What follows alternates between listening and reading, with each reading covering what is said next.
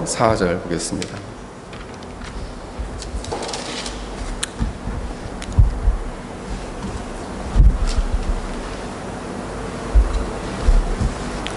(42장) 1절에서 4절입니다. 제가 봉독하겠습니다. 내가 붙드는 나의 종, 내 마음에 기뻐하는 자 곧 내가 택한 사람을 보라. 내가 나의 영을 그에게 주었은즉 그가 이방에 정의를 베풀리라. 그는 외치지 아니하며 목소리를 높이지 아니하며 그 소리를 거리에 들리게 하지 아니하며 상한 갈대를 꺾지 아니하며 꺼져가는 등불을 끄지 아니하고 진실로 정의를 시행할 것이며 그는 쇠하지 아니하며 낙담하지 아니하고 세상에 정의를 세우기에 이르리니 섬들이 그 교훈을 앙망하리라. 아멘. 우리 3절 상반절 중반절 같이 합독하겠습니다. 시작. 상한 갈대를 꺾지 아니하며 꺼져가는 등불을 끄지 아니하고. 아멘. 제가 잠깐 기도하겠습니다. 거룩하신 하나님, 은혜를 감사합니다. 이 시간 연약한 종을 단위에 세우셨으니 성령 하나님 오셔서 진리를 밝히 열어 보여 조명하여 주옵시고 우리의 심령을 가르고 우리의 삶을 가르고 하늘을 가르고 역사하여 주옵소서. 예수님의 이름으로 기도합니다. 아멘. 오늘 말씀의 주제는 상한 갈대를 꺾지 아니하고 라는 주제를 가지고 말씀을 전하고자 합니다. 이사야는 시대를 꽤 오랫동안 하나님 나라의 말씀을 전하는데 우시야, 요담, 아하스 그리고 히스기야 시대까지 4대에 걸쳐서 그런 예언을 합니다. 1기는 이사야서 1장부터 39장까지이고 주전 8세기 말을 배경으로 예언의 말씀을 선포합니다. 그리고 놀랍게도 이사야는 이제 40장부터 55장까지는 6세기에 바벨론 포로될 것을 바라보고 또 그것을 보고 예언을 해요. 56장부터 66장까지는 이제 그 바벨론 포로들이 돌아와서 그 하나님 백성들이 어떻게 살아야 할지를 보고 그 배경을 보고 또 예언을 한다는 거죠. 그래서 시대를 넓게 보고 이제 장차 메시아가 그들을 어떻게 구원할 것인가까지도 말씀하고 있습니다. 특히 이사야의 예언의 말씀 중에 하나님의 약속이 있는데 그 약속은 바로 하나님께서 아브라함에게 그 아브라함 자손들이 하나님께서 복을 베풀어 주실 거라는 약속이 있고 또 다윗에게는 다윗의 왕자를 통해서 그 왕권을 통해서 바로 이 세상을 하나님의 구원으로 인도하시겠다는 약속을 주셨습니다. 그러므로 이스라엘 백성들은 그 약속을 믿고 하나님을 의지하며 살아가는 것이 그들의 본분이었습니다. 그러나 이스라엘 백성들은 세상에 대한 두려움 그리고 세상의 거짓된 약속을 따라서 그들의 믿음이 흔들렸습니다. 그리고 하나님에 대한 불신으로 이어지게 되었고 그 시대에 하나님을 의지하기보다는 이제 그들 스스로의 이방 강대국을 의지하고 그들에게 굴복하기에 이르게 되었습니다. 그래서 이제 이사야서의 화두는 무엇이냐면 이사야서의 화두는 바로 하나님의 은혜로운 복과 구원의 계획이 유다와 이스라엘 죄로 말미암아 좌절되는가라는 문제예요. 그러므로 이것을 이사야서 1장에서 6장까지 이것을 질문하고 그리고 이사야서 6장부터 27장까지 이것을 답을 해주는 것이죠. 만약 이스라엘 백성들이 하나님의 심판을 제대로 받고 죄가 정결케 되어진다면 하나님께서는 메시아를 통해서 구도를 구원하시겠다라는 것이고 이것은 유다와 그리고 이스라엘 그리고 온 열방까지도 이어지겠다라는 것입니다. 만약 그들이 메시아를 통해 구원받아서 주께로 돌아온다면 다시금 그들로 하여금 하나님께서 회복시키시고 그들로 하여금 크게 영광을 받으시겠다라는 것이 이 이사야서의 아주 핵심된 메시지입니다. 특히 오늘 이사야서 42장 1절부터 4절은 메시아로 오시는 그 여호와의 종이 누구이냐 그의 인격과 사역에 대한 말씀이에요. 3절은 특히 그 메시아는 어떤 성품과 인격을 가진 분이신가? 그런 첫째로 꺼져가는 등불을 끄지 아니하고 라고 말씀하고 있습니다. 고대 근동에서는 이 등불의 의미는 잠언에 보면은 바른 인도, 또 양심, 그리고 열왕기상에 보면은 하나님의 축복, 또한 요한복음에 보면은 이 등불을 증인 정도로 이렇게 해석을 하고 있어요. 그러나 여기에서 말하고 있는 이 등불은 바로 이 땅에서 소망 없이 살아가는 연약한 자들에게 그 빛을 던져주고 생명의 빛을 던져주는 그 빛으로서, 회복의 빛으로서 오늘 등불은 보여주고 있다는 것이죠. 꺼져가는 등불은 히브리 말로 피시타케하라고 해서 이게 마치 희미한 심지 그리고 연기가 나는 심지를 보여줍니다. 심지가 깜빡깜빡하여서 등불이 꺼져가는 상태를 이야기해요. 그러니까 이 등불 자체가 꺼지기 직전의 모습이죠. 등불 자체가 꺼지기 직전의 모습이에요. 이것을 이제 한국에서는 풍전등화라고 하죠. 바람 앞에 등불입니다. 이것을 한번 생각해 봤어요. 해석학적으로 이 바람 앞에 등불은 우리 영혼으로 치면 어떤 상태인가? 우리의 영혼과 인생이 위기에 봉착하는 상태죠. 위기의 시대에 들어간 상태고 이 위기의 상황에 놓여 있는 상황입니다. 이스라엘 백성들도 크게 역사적으로 보면 이 이사야 때 두 번의 위기에 봉착합니다. 첫 번째는 아수르의 나라의 핍박을 받을 때 이제 이 아수르가 너무 강대해지니까 위에 있는 이스라엘과 수리아가 동맹을 맺어요. 다메섹과 동맹을 맺고 유다를 압박합니다. 너희들도 우리와 동맹을 맺어서 아수르와 대항하자. 근데 이때 그 유다 왕은 아하스였는데 처음에는 우리는 이스기야의 예언을 듣고 이사야의 예언을 듣고 이제 하나님께 의지하고 하나님께 나아갔어요. 그러나 이제는 그것을 배신하고 나중에는 아수르를 찾아가서 조공을 바치고 그리고 그 두 나라가 우리를 압박하니 도와달라고 합니다. 그래서 아수르가 내려와서 다메섹을 이제 735년에 그들을 멸망시키고 722년에는 북이스라엘을 멸망을 시켜버려요. 그 위기의 상황 속에 유다 왕은 배신을 했어요. 두 번째 위기가 오는데 히스기야 왕 때 옵니다. 701년에 아수르가 너무나 강력하게 그들을 핍박하니까 이제 이 히스기야 왕은 바로 애굽과 동맹을 맺어요. 애굽과 동맹을 맺으니까 이거에 화가 난 아수르가 이제는 곧바로 이 유다를 쳐들어옵니다.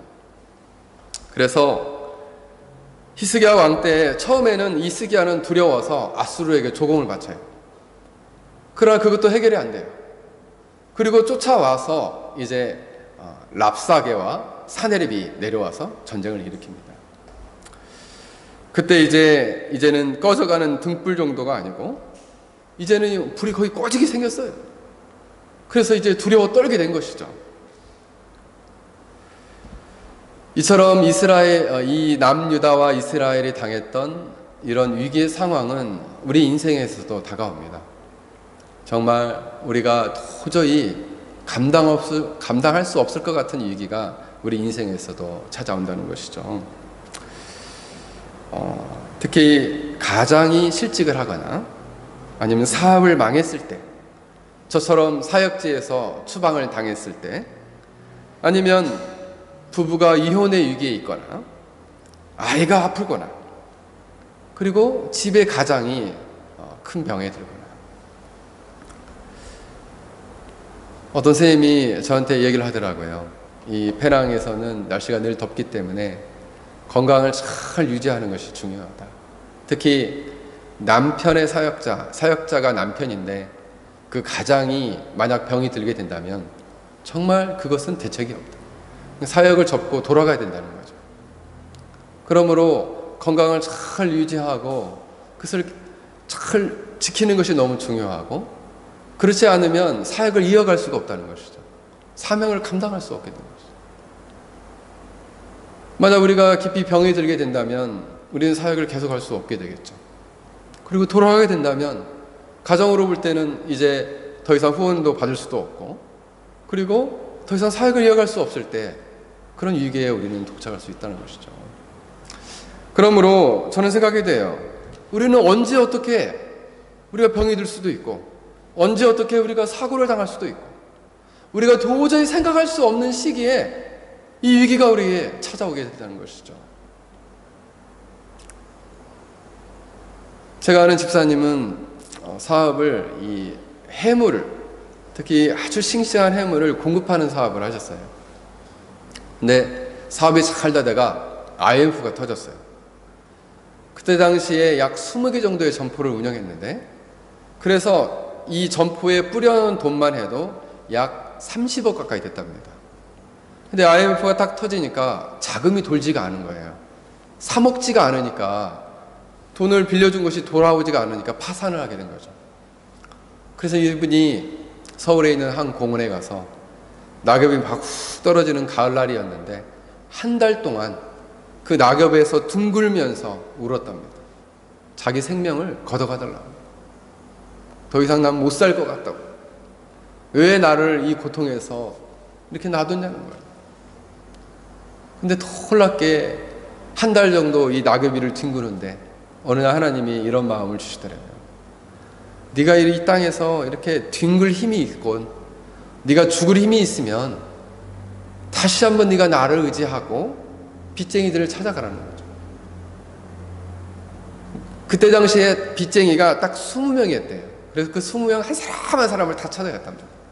다 찾아가서 제발 내가 갚을 테니까 조금만 기다려달라. 그리고 나에게 시간을 달라 얘기했대요. 그랬더니 어떤 빚쟁이는 밥도 사주고 용돈도 주고 차비도 주더래요. 네가 힘을 내라. 그리고 큰 롯데마트 같은 큰 마트에 공급을 했는데 그 마트를 찾아갔더니 어느 날 그 마트 전체 책임자가 내가 돈이 좀 있는데 돈을 빌려줄 테니까 여기 있는 점포도 줄 테니까 한번 내가 당신을 내가 믿으니까, 그분이 성이 정씨였는데 정 사장을 믿으니까 한번 여기서 다시 한번 해봐라. 놀랍게 5년 만에 30개의 점포를 다시 운영하기 시작했어요. 5년 만에 모두 빚을 다 갚았어요. 우리가 인생의 위기가 언제 어떻게 올지 모르거든요.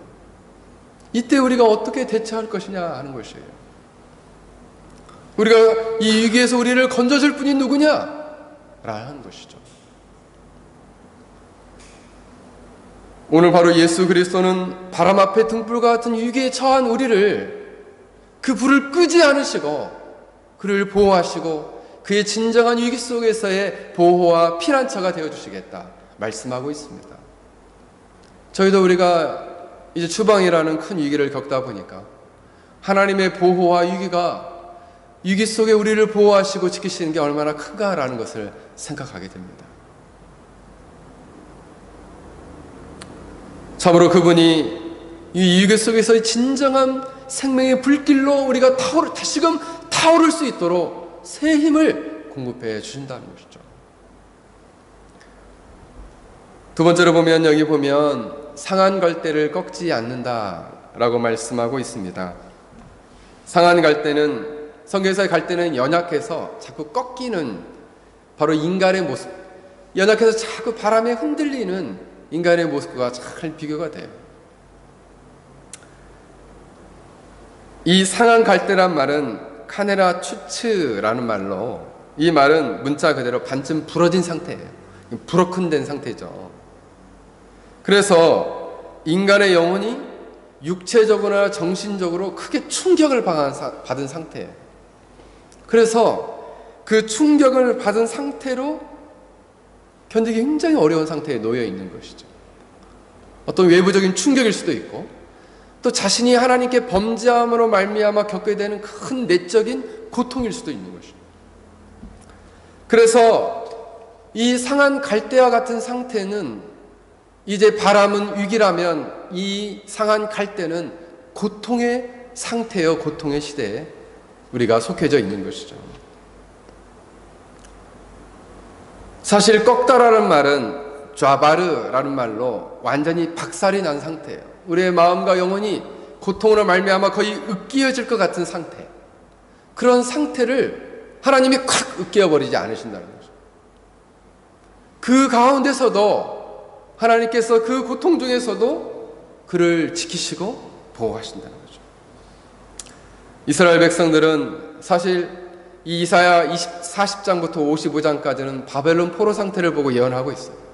그들이 포로기에 어떤 상태에 놓이게 됩니까? 이사야서 1장 4절부터 9절은 이렇게 말씀하고 있습니다. 슬프다 범죄한 나라여, 허물진 백성이여, 행악의 종자여, 행위가 부패한 자식이로다.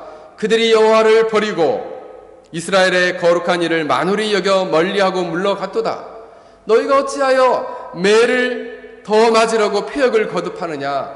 온머리가 병들고 온 마음이 피곤하고 발바닥에서 머리까지 성한 곳이 없이 상한 것과 터진 것과 그리고 새로 맞은 흔적뿐이니 라고 말씀합니다.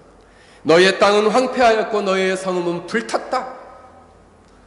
그들이 이제 하나님의 심판과 징계를 받아서 고통에 있을 때에 머리에서 발끝까지 안 아픈 곳이 없어요. 다 터지고 상하고 병들었어요. 온 성읍은 불탔고 그리고 온 땅은 황폐했다. 이게 바로 그들이 상한 갈대같이 놓여있는 모습을 보여줍니다.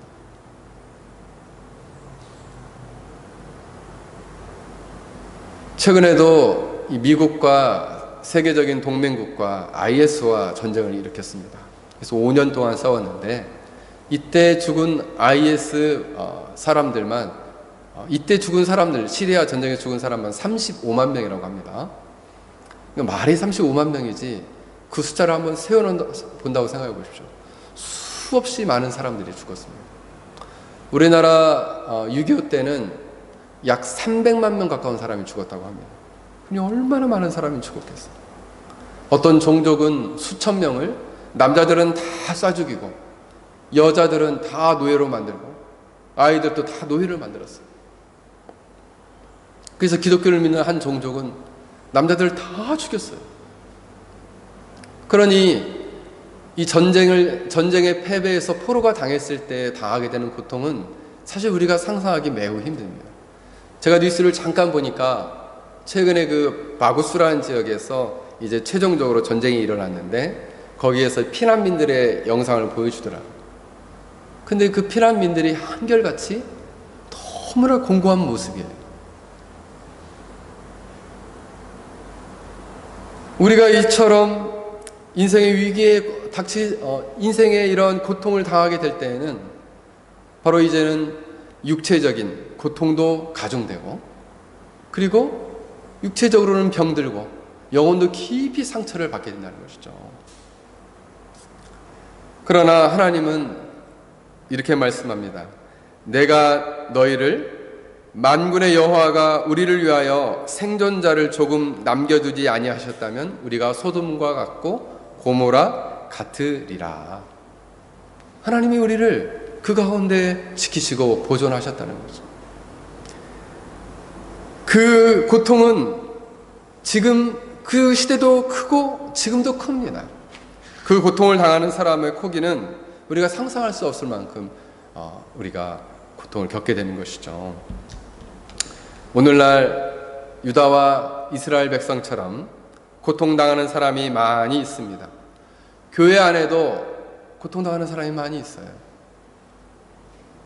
이제 교회 안에서도 사기를 당하거나 교회 안에서 교인들끼리 고통을 당하거나 교회가 이단에 의해서 강력하게 휘몰아칠 때 어떤 사람은 그 교회에 당한 고통 때문에 주님을 떠나기도 합니다. 또 교회에서 어떤 사람과 갈등을 빚어서 그 갈등을 빚는 가운데 그 고통을 견디기 힘들어서 교회를 떠나는 사람도 많이 있습니다. 그리고 사실 교회는 제가 한국에서 보면은 정말 주위에 저희 노예에도 한 교회가 있었는데 약 6년 동안 싸웠습니다. 6년 동안 교회가 갑자기 땅값이 엄청 올랐어요. 그래가지고 그 땅값이 올랐는데 교회가 이제 이제 그 큰 아파트 업체에서 그 땅을 팔라고 했는데, 이것을 하시는 목사님이 교인과의 공동회의를 잘 거쳐서 이거를 팔았어야 되는데, 그냥 구두로만 얘기를 하고 아직 결정을 안 했는데 건설회사에서 36억이라는 돈을 교회 이 목사님 통장으로 보내버린 거예요.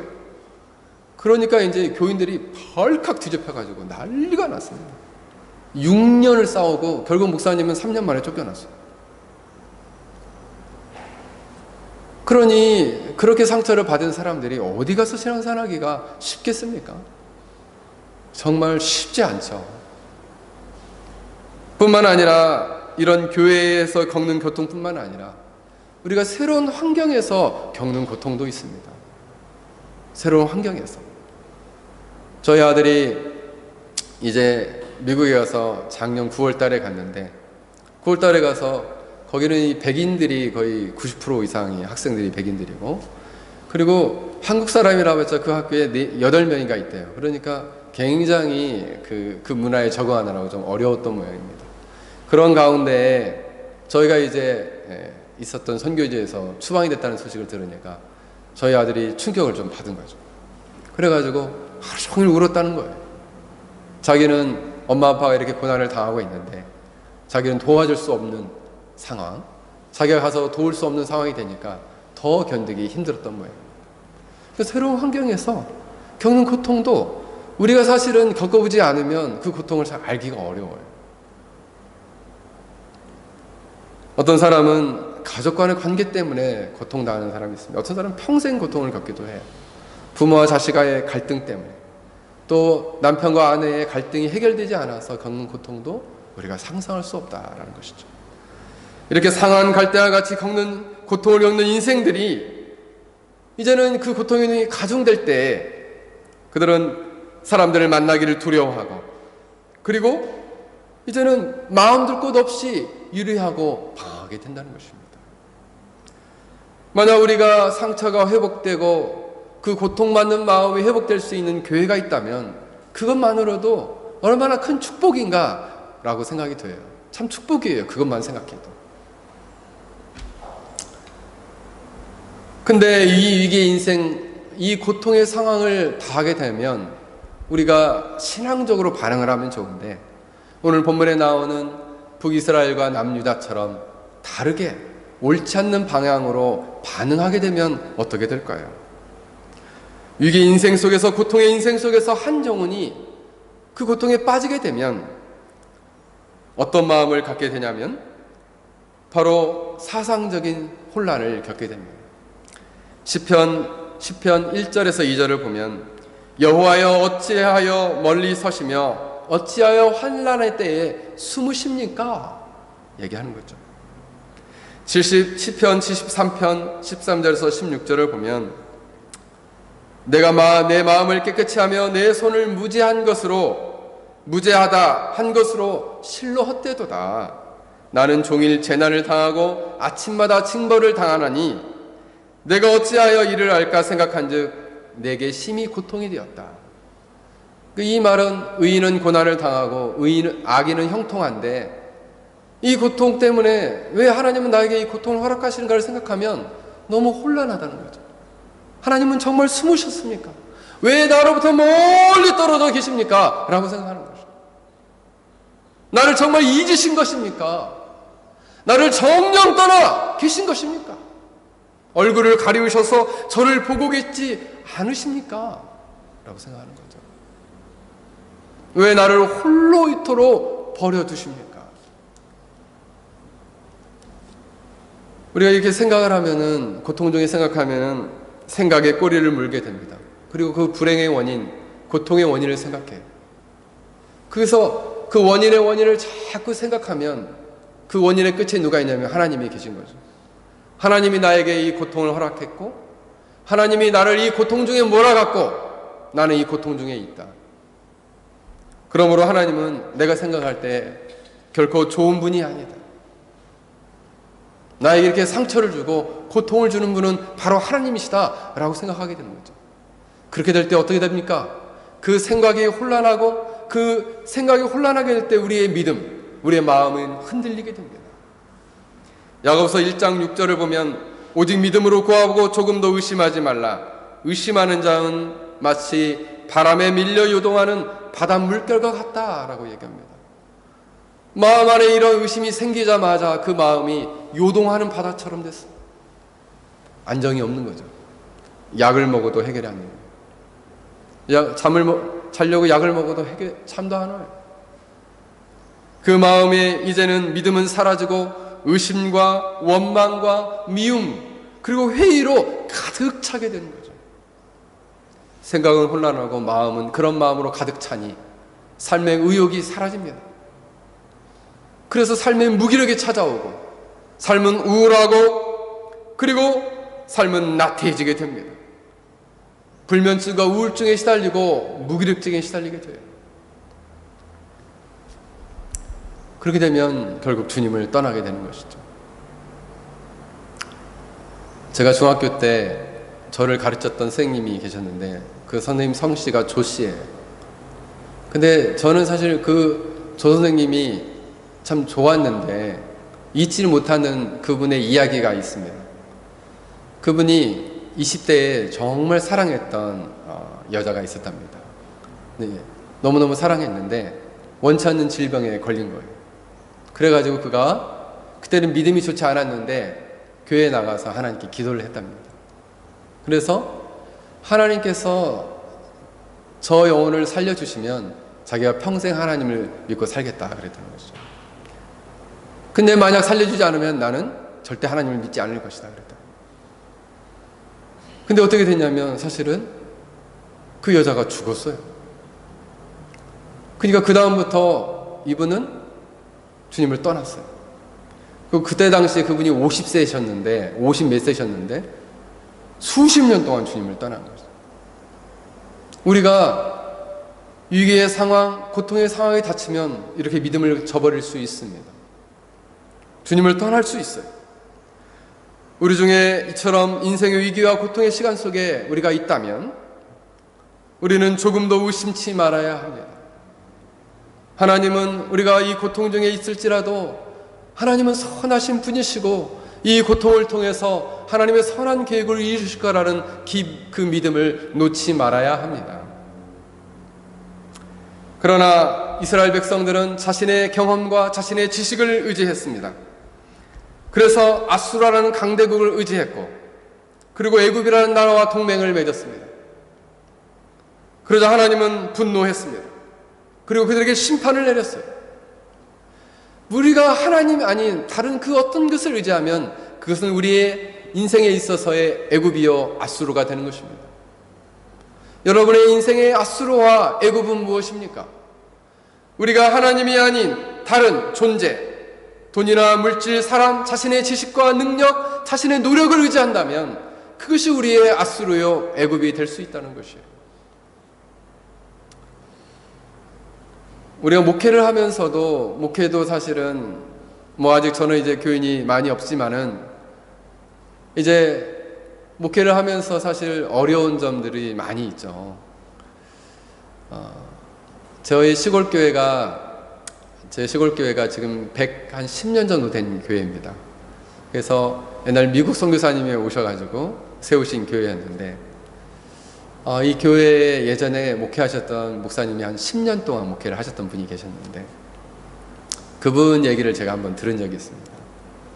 그분이 되게 좀 성격이 활발하신 분이신데 한 교회에 한 성도님이 그렇게 목사님을 잘 섬기고 그리고 그냥 깍듯하게 섬기고 그리고 때가 되면 시시때때로 늘 물질로 섬기고 또 먹는 것도 생기고 반찬도 해다 주고 하니까 이 목사님 되게 고마우셨던 모양이에요. 그래서 교회에 어려운 일만 있으면은 그 집사님한테 아이고 나 요즘 이런 것 때문에 힘들다고 나 이런 것 때문에 어렵다고 그런 얘기를 그렇게 또 그냥 막 이렇게 얘기를 하신 거예요. 그러니까 이제 그분을 사실은 믿고 얘기를 한 거죠. 근데 놀랍게 이분이 그것을 마음에 담고 있는 줄 알았더니 뒤에 가서 모든 성도님과 다 얘기를 한 거예요. 그래가지고 교회가 큰 시험에 들었습니다. 그래서 나중에 교회가 은혜가 떨어질 때쯤 되니까 이제는 그 문제들을 가지고 이 목사님을 막 공격하는 거죠. 여러분, 하나님을 의지하지 않고 사람을 의지하게 될 때 이런 결과가 또 일어나게 됩니다. 그래서 정말 우리가 하나님 아닌 다른 존재를 의지하게 되면 그래서 우리 인생에서 애굽과 아수르가 되는 것입니다. 그렇다면 올바른 우리가 인생의 위기 속에서 그리고 고통의 상황 속에서의 올바른 우리의 삶의 대처는 그럼 과연 무엇인가라는 거죠. 이사야서 36장에 보면 바로 히스기야 왕이 나옵니다. 이사야서 36장에는 이제 사네립과 랍사게, 구대장관 랍사게가 와서 대놓고 이야기를 합니다. 뭐라고 얘기하냐면 36장 14절을 보면 왕의 말씀이 너희가 히스기야에게 미혹되지 말라. 그가 너희를 건지지 못할 것이다. 히스기야가 너희에게 말하기를 여호와를 신뢰하라 말하는데 여호와가 반드시 건드실 거라고 말하는데 절대 그 사실이 아니다. 수많은 열방들이 다 그렇게 얘기했다. 근데 그들이 건지지 우리나라로부터 아수르의 공격으로부터 다 버티지 못했다 이렇게 얘기를 합니다. 열국의 신중에 자기의 땅 아수르의 왕에서 건진 그런 나라가 있느냐라고 얘기를 해요. 이 말을 듣고 이 히스기야가 막 분노했습니다. 신령한 분노에 사로잡혔어요. 37장 1절을 보면 히스기야 왕이 듣고 자기 옷을 찢고 굵은 베옷을 입고 여호와 전으로 나아갔다 이렇게 나옵니다. 히스기야 왕의 대처는 무엇입니까? 그 고통의 시기에 그 위기의 시기에 옷을 찢고 굵은 베옷을 입고 나아간 것이죠. 여러분, 다윗 왕도 그가 범죄하고 그리고 그가 바세바를 통해서 낳은 아들이 죽을 병에 걸렸을 때 울며 기도했죠. 근데 하나님 그 영혼을 걷어갔어요. 근데 그 전까지 그도 정말 가슴을 찢고 울며 기도했죠. 그는 히스기야는 두 가지 방법을 택합니다. 하나는 먼저 자신이 그렇게 자신의 옷을 찢고 나아가서 구하고 그 제자들 역시도 그렇게 하도록 했어요. 그 신하들 역시도. 그리고 신하들 통해서 하나님 이사야 선지자를 통해서 하나님의 뜻을 받습니다. 이사야는 이렇게 얘기를 했어요. 넌 두려워하지 말아라. 내 영을 그의 속에 두리니 그가 소문을 듣고 고국으로 돌아갈 것이고 그 고국에서 칼을 받고 죽을 것이다 이렇게 얘기를 합니다. 그래서 여호와 하나님께 그는 기도해요. 랍사게가 보낸 그 편지를 딱 펴놓고 기도합니다. 하나님, 만군의 여호와여, 주는 천하만국의 유일하신 하나님이십니다. 주께서 천지를 만드셨고 여호와여 귀를 기울여 들으소서. 그리고 그 사정을 외릅니다. 여호와 하나님, 우리를 그의 손에서 구원하여 주옵소서. 그래야 천하만국으로 하여금 주만이 진정한 여호와시라는 것을 알게 하옵소서라고 기도합니다. 하나님이 그의 기도를 들으시고 그날 밤에 놀랍게 사자를 보내어서 그 사나립의 군사 18만 5천 명을 그 자리에서 죽여버립니다. 18만 5천 명. 하룻밤에 그 수많은 사람을 죽여요. 그 사나리 왕은 고국으로 돌아가서 두 아들에게 죽임을 당합니다.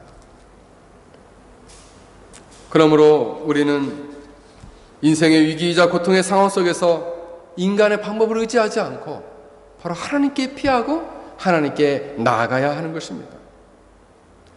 그렇다면 우리의 풍정 등화 같은 위기에서 상한 갈대와 같은 고통에서 하나님이 우리를 건지시고 꺼져가는 불불을 살려서 생명의 불길로 타오르게 하시고 상한 갈대와 같은 심령을 치료하고 회복하여 온전한 생명으로 우리를 인도하신다는 것입니다.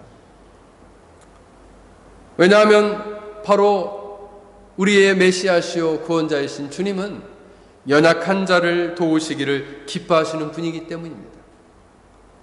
상한 갈대도 꺾지 않고 꺼져가는 등불도 꺼지 않는 분이시라는 거예요. 그분이 바로 우리를 연약하다고 우리를 비웃거나 조롱하지 않습니다. 우리를 미워하지 않습니다. 바로 이 위기와 고통 속에서 우리가 주께 나오기를 기다리고 계시고 나오기만 하면 우리를 회복시키시고 우리를 붙드시고 우리를 보호하시겠다 말씀하고 있습니다. 바로 그분이 연약한 자를 도우시기를 기뻐하시는 분이라는 사실입니다. 제가 지난주에 이제 중고차를 샀습니다. 그동안 선생님 한 분께서 빌려주셔가지고 타다가 이제 돌려드리고 샀는데 돈이 많이 없어가지고 20년 된 차를 샀습니다. 20년 된 차 해서 차 겉은 멀쩡하게 생겼는데 20년 됐습니다.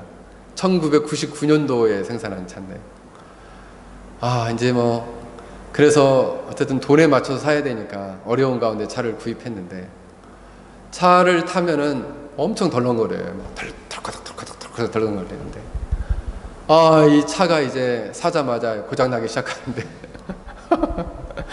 고장나기 시작하는데 막 나사도 떨어지고 또 이 정비소에 갔더니 이 앞에 있는 바퀴가 막 흔들린다는 거예요. 그래가지고 이 두 개 이렇게 붙들고 있는 이 팔뚝처럼 생긴 이거를 또 다 갈아야 된다는 거예요. 그래서 그거를 갈았더니 또 핸들이 막 옆으로 휙 돌아가는 거예요. 그래서 이거 핸들이 휙 돌아가는데 어떻게 하면 좋다니까 이것도 얼라이먼트라는 것을 또 조정을 해야 된대요.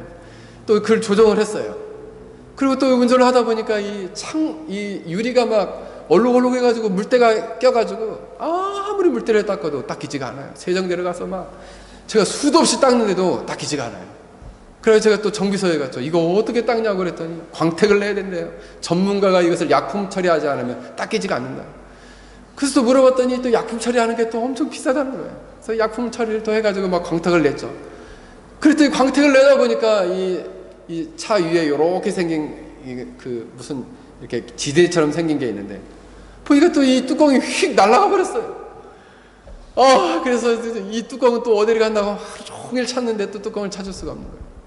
그래서 막 여기가 고치면 여기가 날아가고 여기를 고치면 이게 또 떨어지고 또 이 세차하다 보니까 막 나사가 뚝 떨어져요. 이거 어디서 떨어진 거? 그것을 보면서 막 갑자기 막 짜증이 확 올라오는 거예요.